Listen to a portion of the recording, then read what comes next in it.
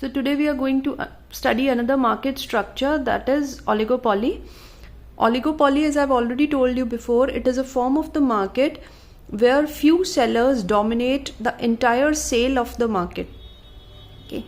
It is a form of the market in which there are only a few big firms and a large number of buyers of a commodity. Each firm has a significant share of the market, and the pricing and output decisions of one firm impacts the pricing and output decisions of the other smaller firms in the market.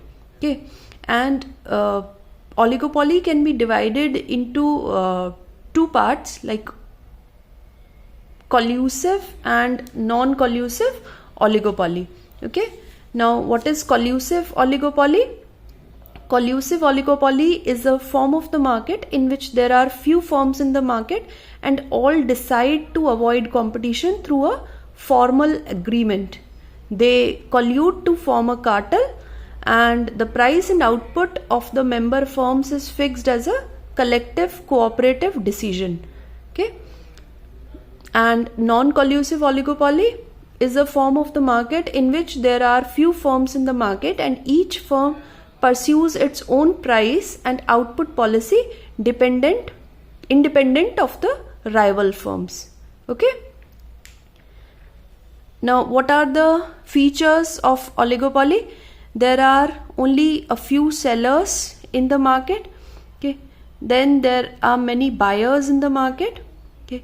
High degree of interdependence of decision making is always there in oligopoly. Then there is high cross elasticity of demand.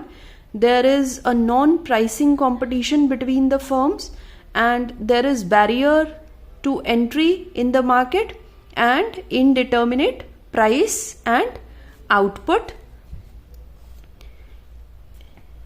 Now, there are certain models which help in controlling the prices in the market, because if the price war starts, then to keep the prices fixed, we need to study and implement three behavior models. Like in other market structures, we have studied the costs.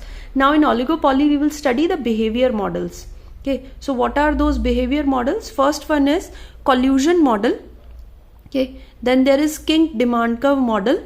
And the third one is price leadership model. So let's begin with collusion model first. It is also called as cartel, and all the rival firms form themselves in the form of an industry here so that there is no war between them related to price, and they take output related decisions also. It works through a board of control and has representatives from all the firms. Now this board calculates the total output and then it is allotted between the firms. So cartel decides the prices mutually and each and every firm has to accept it. So cartel is basically good for the firms as it helps to decide a price, but from the consumer point of view it is not good as he bears losses because there is no competition in the market. Now, what are the objectives of forming cartel? First is to reduce the competition. Okay, and the second one is to eliminate the uncertainties surrounding the market. Now, one very important thing is that forming cartel comes under unfair trade practices in India. Okay, and the best example for forming cartel is OPEC, Organization for Petroleum Export in Countries. Okay, now there are 12 countries in it, and this is one of the classic example of how cartel works. Now, for understanding the first model, this collusion model, I have drawn three graphs. Okay, you can see here it's written A. So this is, we are assuming that we have two firms here, and we'll study about these two firms and then how this cartel works. To see that, I have formed another third graph which is of industry as a whole. Okay, now let's assume this is our AR curve. Okay, and this is our MR curve. Okay, and let's assume this is our MC curve. Okay, now wherever MC curve cuts MR curve, okay, we will determine the output.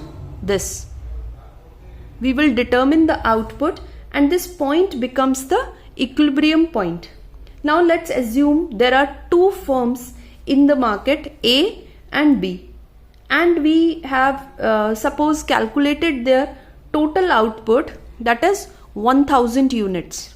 Okay, these two firms, we have A and B, and we have calculated their total output, which is supposed to be 1000 units.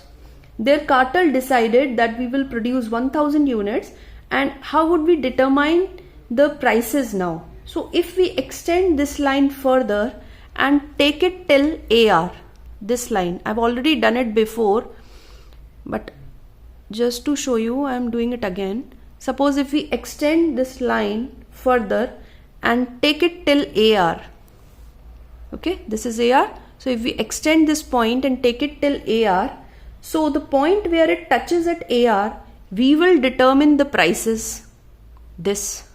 Okay, on y-axis we have prices, and on x-axis as usual we have the output. Okay, so we will determine the prices here. Now let's say prices for firm B is PB. If I stretch, see, I took it till this point and then I determined the prices here for the industry, and further I have stretched this line for firm B and as well as for firm A. Okay, so for firm B the prices becomes PB, and for firm A the prices become PA. Okay, now how much output they will sell, it will depend on individual marginal cost curve. Okay, individual marginal cost curve of the firms, correct? And for determining that, we will extend this line further starting from point E, this line. We will stretch it further, okay, and we'll take it in this way here for firm B, then stretching it further we'll take it here for firm A. Okay, now we have to see the MC curve for both the firms. This is suppose the MC curve for firm A, and this is the MC curve for firm B. Okay, marginal cost curve. Now the points where they have intersected, this and this, okay, we will determine the output, this and this, right? We will determine the output here, and this becomes our equilibrium point 2. So for firm A the equilibrium point is EA, and for firm B the equilibrium point is EB. Okay, and this becomes the output for both the firms, OQA for firm A and OQB for firm B. So now let's understand one thing, that out of these 1000 units, firm A will sell quantity OQA and firm B will sell quantity OQB. Okay, so we can say that OQA plus OQB is equal to OQ. Okay, so this is how cartel works, and this was our first model, the collusion model for oligopoly.